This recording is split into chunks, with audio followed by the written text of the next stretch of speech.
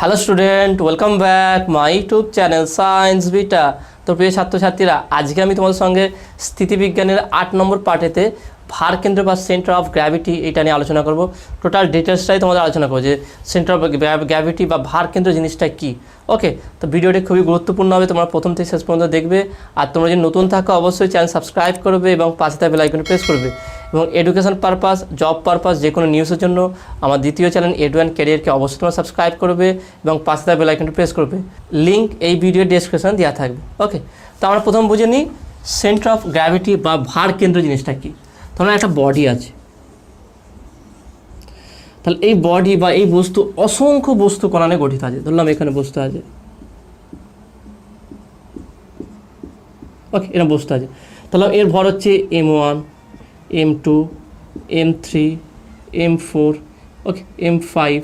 তো এইভাবে অসংখ্য ভর আছে, আর তাদের প্রত্যেকটার ওজন সেটা কোন দিকে কাজ করবে? নিচের দিকে। তাহলে এটা হচ্ছে আর্থ, পৃথিবী, ঠিক আছে, ভূপৃষ্ঠ। তাহলে আমরা যে ভূপৃষ্ঠের উপরে যদি কোনো বস্তু থাকে, তার প্রত্যেকটা বস্তু কোন দিকে আছে? নিচের দিকে। সেই কারণে তার ওজনটা কোন দিকে কাজ করবে? নিচের দিকে। তাহলে M1-এর জন্য এর ওজনটা কাজ করবে কি? M1G। এখানে M2-র জন্য নিচে দিকে আসবে M2G। সর্বদা লম্ব বরাবর বস্তুটা যেই দিকে ইচ্ছা হতে পারে, বস্তু করার আকার আকৃতি যেরকম ইচ্ছা হতে পারে, কিন্তু তার উপর যে ওজনটা সেটা সর্বদা নিচের দিকে ক্রিয়া করবে, ভূপৃষ্ঠের দিকে। তাহলে M2G এর জন্য হবে কি? M3G। এর জন্য হবে কি? M5G। এর জন্য হবে কি? M4G। তাহলে এইভাবে যদি কোনো বস্তুর একটা বস্তুকে ওজন করি, তার ওজনটা দেখবে আমরা সমস্ত জায়গায় আলাদা করে মাপি না। তো ধরুন একটা এক্সাম্পল তোমাদের বলছি, সেটা ধরো কোনো একটা পাথরের টুকরো, বড় একটা পাথরের টুকরো, সেইটাকে যদি তুমি একটা কোনো পাল্লায় রাখো, রাখলে সেখানে তার ওজনটা কত সেটা তোমার ডিজিটাল পাল্লা যদি রাখো সেটা দেখতে পাবে তুমি। এবার আমি যদি বলি যে শুধু এইটুকু অংশের ওজন, এইটুকু অংশের ওজন, এইটুকু অংশের ওজন, সেটাকে আমরা ইন্ডিভিজুয়াল কি বের করতে পারবো? বের করতে পারবো না। হ্যাঁ, কখন পারবো? যদি ভেঙে দিই। এটা ভেঙে ভেঙে টুকরো করে দিলে প্রত্যেকটা টুকরোর জন্য আলাদা করে বের করতে হবে। সেই টুকরোর মধ্যে আবার অসংখ্য কণা তৈরি। তাহলে এখানে দেখা যায় যে একটা বড় যে বডি বা একটা বস্তু আছে, সেই বস্তু অসংখ্য কণা তৈরি এবং তার ওজন ইন্ডিভিজুয়াল প্রত্যেকটার ওজন আছে, এবং সেই তার টোটাল ওজনকে একটা বিন্দু দিয়ে সেটাকে আমি ধরলাম কি এখানে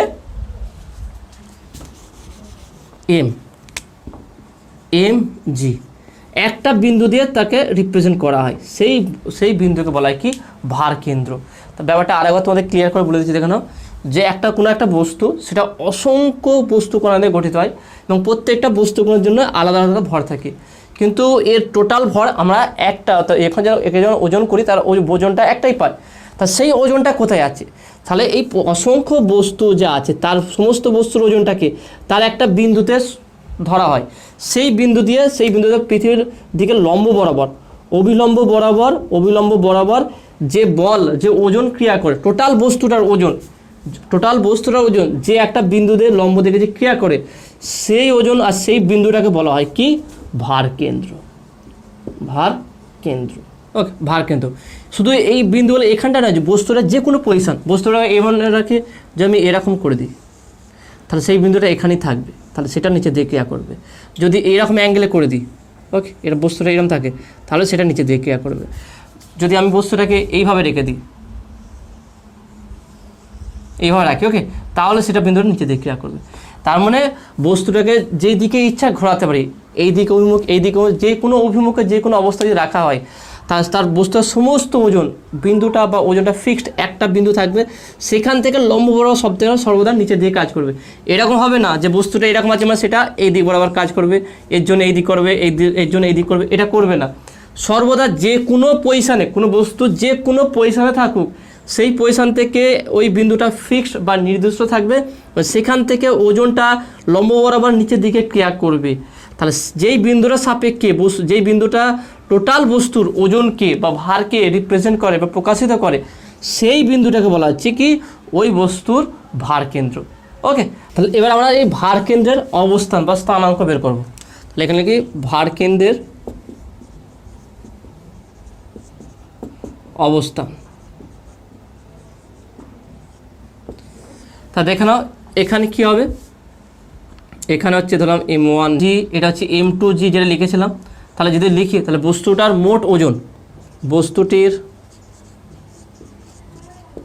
মোট ওজন মোট ওজন ডাব্লু ইকুয়াল টু বলতে পারি কি W1 plus W2 plus W3 plus dot dot দিলাম প্লাস WN। যেহেতু n সংখ্যক যদি বস্তু থাকে তাহলে এখান থেকে বলতে কি W1 মানে কি M1G plus M2G plus M3G plus dot dot dot plus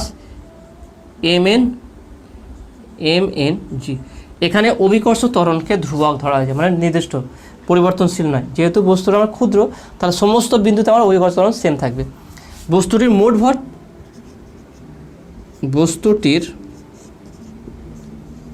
মোট ভর ক্যাপিটাল M যদি ধরি M equal to M1 plus M2 plus M3 plus dot dot dot plus MN। ওকে, এটা এবার দেখো না আমরা সেন্টার অফ মাস কীভাবে বের করেছিলাম। সেন্টার অফ মাস বের করেছিলাম কি XCM ইকুয়াল টু বের করেছিলাম কি M1 plus M2 plus M3 plus dot dot dot plus MN divided by এখানে কী হবে M1 plus M2 plus M3 plus dot dot dot plus MN। দেখে নাও এইটা আমরা বলেছিলাম ভর কেন্দ্র। ভর আর ভারের মধ্যে পার্থক্যটা একটু ভালো করে তোমার বুঝতে হবে, তবেই এটা তোমাদের ক্লিয়ার হবে। ভর আর ভারটা কি, ভার হচ্ছে কি কোনো একটা বস্তু আছে, ধরলাম এখানে একটা বস্তু হলাম, কোনো একটা বস্তু আছে ধরলাম, এর ভর হচ্ছে M। তাহলে এই বস্তু কি যেই বল দ্বারা পৃথিবীর নিজের কেন্দ্রের দিকে টানবে সেইটা হচ্ছে ভার। তার মানে এটা হচ্ছে কি M ভরের বস্তুকে যদি পৃথিবী কী বলে টানছে F ইকুয়াল টু mg। তাহলে এই যে mg হলো এইটাকে বলা হয় ভার। ওকে, তাহলে ভার হচ্ছে কি ওই বস্তুটার ওজন, কোনো একটা গ্রহ বা পৃথিবীর যে কোনো গ্রহতে বস্তুটাকে যতটা ওজন হচ্ছে সেই ওজনটা হচ্ছে তার ভার। আর ভরটা কি ওই বস্তুটা যতটা জড় পদার্থ নিয়ে তৈরি আছে সেইটাকে বলা হয় ভর। আমরা এর আগে প্রথমে কি আলোচনা করেছিলাম ভর কেন্দ্র, সেই জন্য দেখেন প্রত্যেক জায়গায় আমরা ভর লিখেছিলাম, তাই না, ভর দিয়েছিলাম। এখানে বের করতে গেছি কি ভার কেন্দ্র।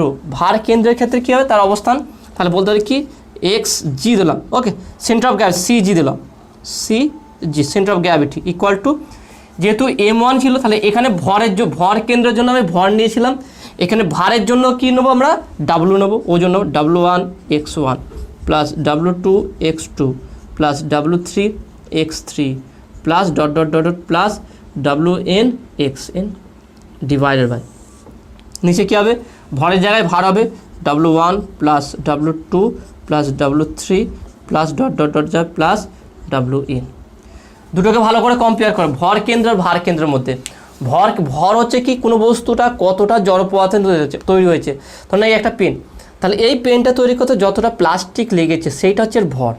তাহলে এর ভর কেন্দ্র বের করার জন্য ফর্মুলা কী ছিল M1 X1 M2 X2 M3 X3, মানে ভর ইন্টু দূরত্ব ডিভাইড বাই টোটাল ভরের যোগফল। ভার কেন্দ্র ব্যাপারটা কী হচ্ছে এই বস্তুটাকে পৃথিবীর যেই বলের জন্য টানছে, মানে এই বস্তুটার ওজনটা কত সেইটা হচ্ছে ভার। তাহলে ভার কেন্দ্র কি নির্ণয় করতে কী হবে ভার ইন্টু দূরত্ব মানে ওজন ইন্টু দূরত্ব ডিভাইড বাই প্রত্যেকটা কণার ওজন। তাহলে এই হচ্ছে ডিফারেন্স। ভরের জন্য ভর থাকবে, ভারের জন্য ভার থাকবে। ওকে, তাহলে এখানে ডাব্লুর মানটা যদি বসিয়ে দিই তাহলে কী হবে দেখে নাও, এখানে একটু মুছে দিচ্ছি আমি।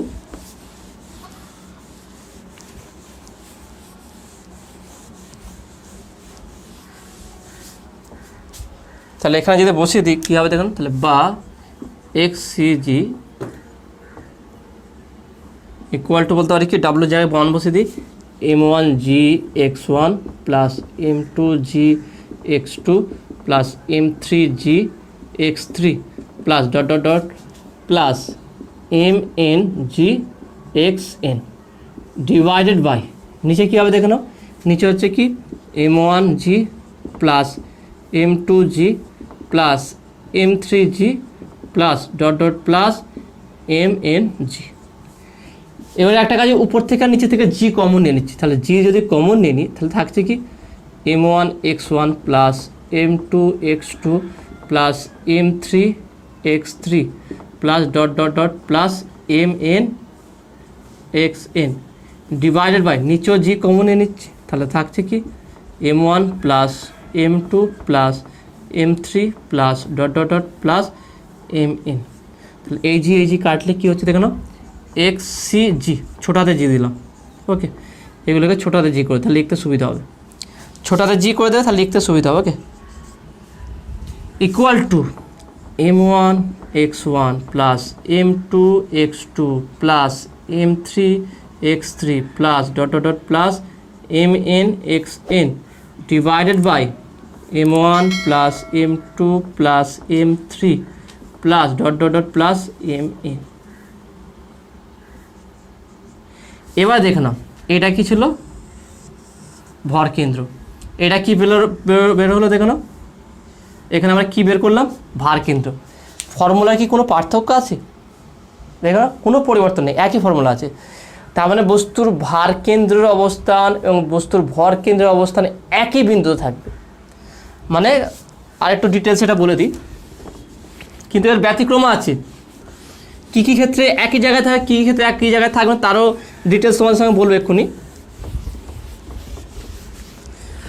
তার মানে কোনো একটা বস্তু আছে, তার যদি ভর কেন্দ্র সেন্টার অফ গ্র্যাভিটি জি যেখানে হবে, সেখানে তার ভার কেন্দ্র যে থাকবে সেখানে তার ভার কেন্দ্রের অবস্থান থাকবে। তার মানে কোনো একটা বস্তুর ভর কেন্দ্রের অবস্থান এবং ভার কেন্দ্রের অবস্থান একই বিন্দুতে থাকবে।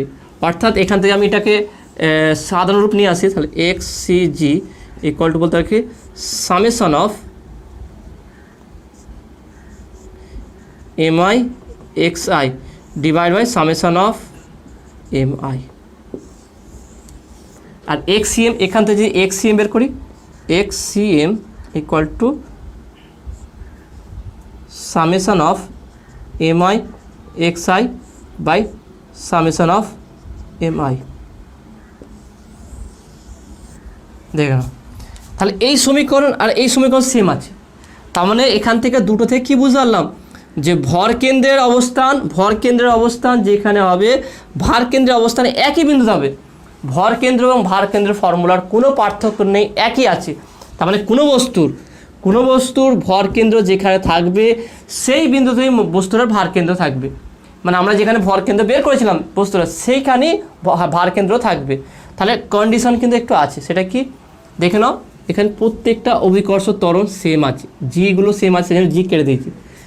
তাহলে কন্ডিশন যে একটা, যদি অভিকর্ষ ত্বরণ কোনো বস্তুর সমস্ত বিন্দুতে, কোনো বস্তুর সমস্ত জায়গায় যদি অভিকর্ষ ত্বরণের মান সমান থাকে, ইকুয়াল হয় বা কনস্ট্যান্ট থাকে বা অপরিবর্তনশীল হয়, যদি পরিবর্তনশীল না হয়, তাহলে বস্তুর ভর কেন্দ্র যেখানে থাকবে বস্তুর ভার কেন্দ্র সেই বিন্দু থাকবে, একই জায়গায় থাকবে।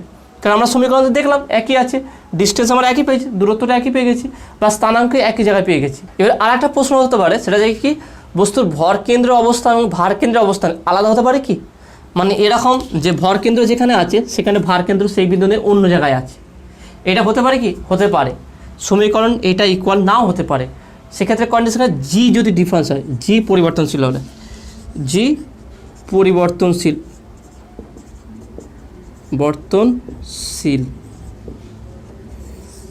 তাহলে যদি জি অভিকর্ষ ত্বরণটা যদি পরিবর্তনশীল হয়ে যায়, সেক্ষেত্রে বস্তুর ভর কেন্দ্র আর বস্তুর ভার কেন্দ্র ওই একই বস্তুর আলাদা হয়ে যাবে, একই জায়গায় হবে না।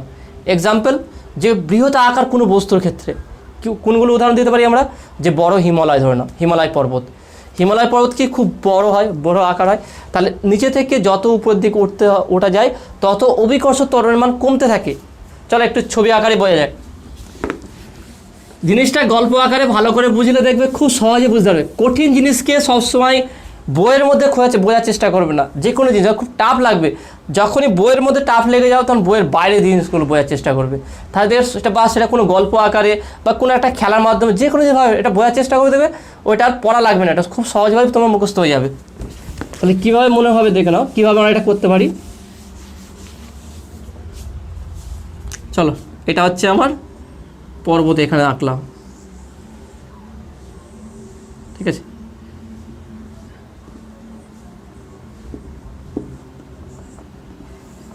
তাহলে এই পর্বত, ওকে, এই পর্বত আছে, যে ধরো হিমালয় পর্বত আছে, তাহলে এখানে বরফ আছে, তাই না, একটু বিশাল ঠান্ডা শীতল এটা হচ্ছে নর্মাল তল যেখানে আমরা বসবাস করি। তাহলে ভূপৃষ্ঠ থেকে যত উপরে উঠবো, উপর দিকে যত উঠবো, জি এর মান তত কমবে, অভিকর্ষ ত্বরণের মান ততই কমতে থাকবে। তার মানে উপর দিকে যত উঠবো অভিকর্ষ ত্বরণের মান কমতে থাকবে, আর নিচের দিকে অভিকর্ষ ত্বরণের মান বাড়বে। তাহলে এটা হচ্ছে আমাদের হিমালয় পর্বত। বস্তু ধরলাম যে এর ঘনত্ব সেম, মানে একই পদার্থতে তৈরি আছে, তার সমস্ত জায়গায় এর কেউ ঘনত্ব সেম হয়ে যাবে। ঘনত্ব যদি সেম থাকে তাহলে এর ভরকেন্দ্রও ফিক্স থাকবে একটা জায়গায়। ধরলাম এই জায়গা হচ্ছে তার ভরকেন্দ্র।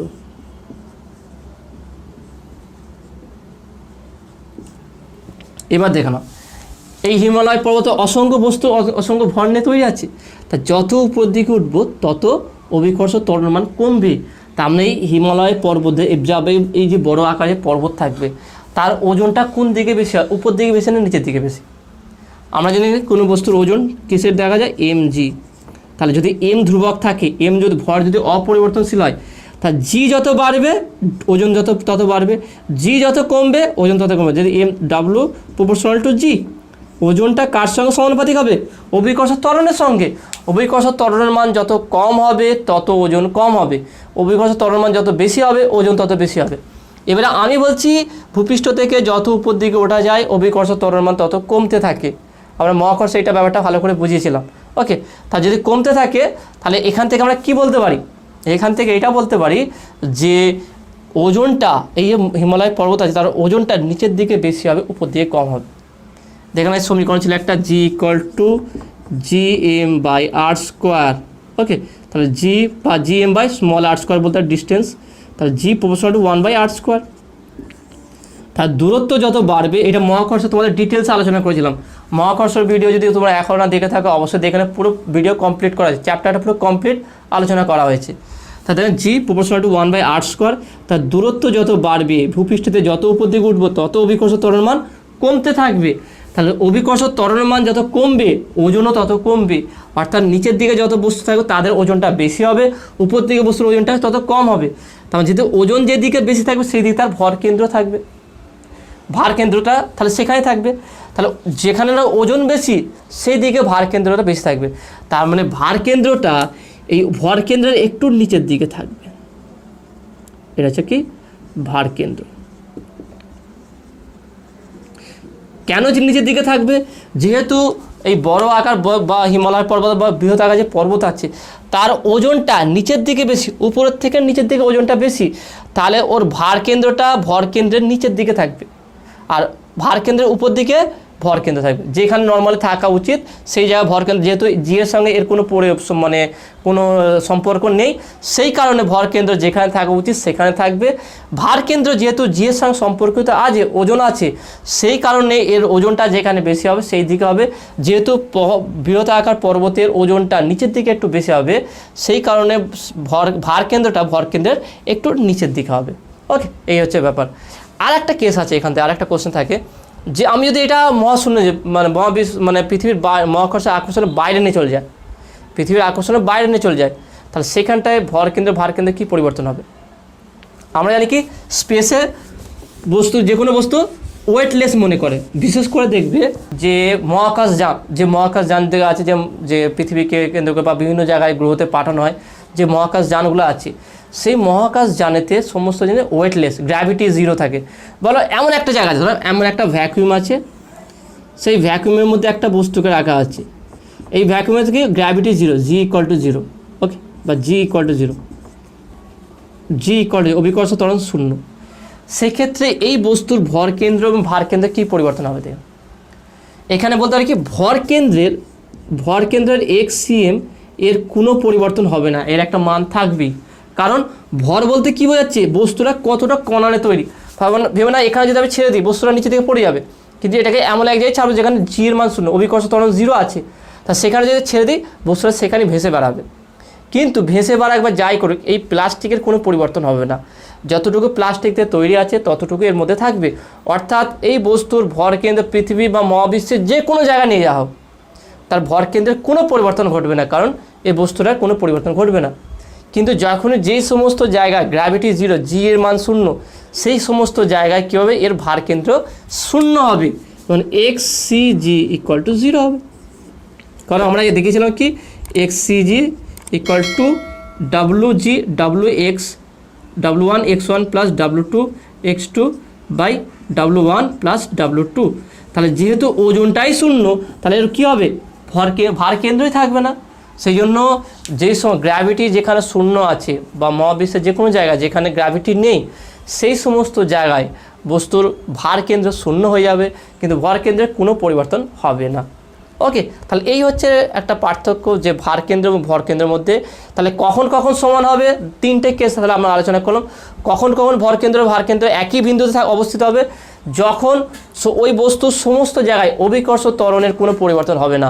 তার মানে অপরিবর্তনশীল বা অভিকর্ষ ত্বরণ যদি ধ্রুবক হয়, তাহলে বস্তুর ভার কেন্দ্র ভর কেন্দ্র একই বিন্দুতে অবস্থিত হবে। আলাদা কখন হবে, যখন অভিকর্ষ ত্বরণের পরিবর্তন ঘটবে, তখন ভর কেন্দ্র এবং ভার কেন্দ্র আলাদা আলাদা জায়গায় অবস্থিত হবে।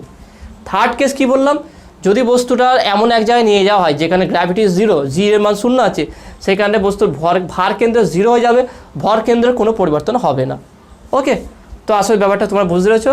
নেক্সট যেটা তোমাদের বলবো সেটা হচ্ছে কি, ভার কেন্দ্র কি দুটো হতে পারে, মানে দ্বিতীয় ভার, মানে একটা বস্তুর ভার কেন্দ্র কটা হবে, একটা হবে, দুটো হবে, না তিনটা হবে, সেটা একটা আলোচনা করা যায়।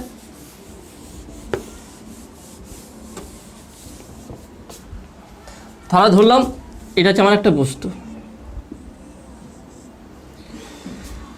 তাহলে বলো ভার কেন্দ্র সর্বদা লম্বভাবে নিচের দিকে ক্রিয়া করবে, তাই না? তাহলে ধরলাম এখানে আমরা প্রথমে ধরলাম কি, বস্তুটা ভার কেন্দ্র যে দুটো, এখানে একটা এখানে একটা, তাহলে G1 G2। তাহলে এইটা হচ্ছে প্রথম হচ্ছে কি, বস্তুটা প্রথম সমস্ত ভর একটা বিন্দুতে ক্রিয়া করবে, আর সেই বিন্দুটা লম্ব বরাবর নিচের দিকে ওজন তার ক্রিয়া করবে। তাই যদি লম্ব বরাবর নিচের দিকে ওজন ক্রিয়া করে, তাহলে এটা কি এই দিক বরাবর হচ্ছে।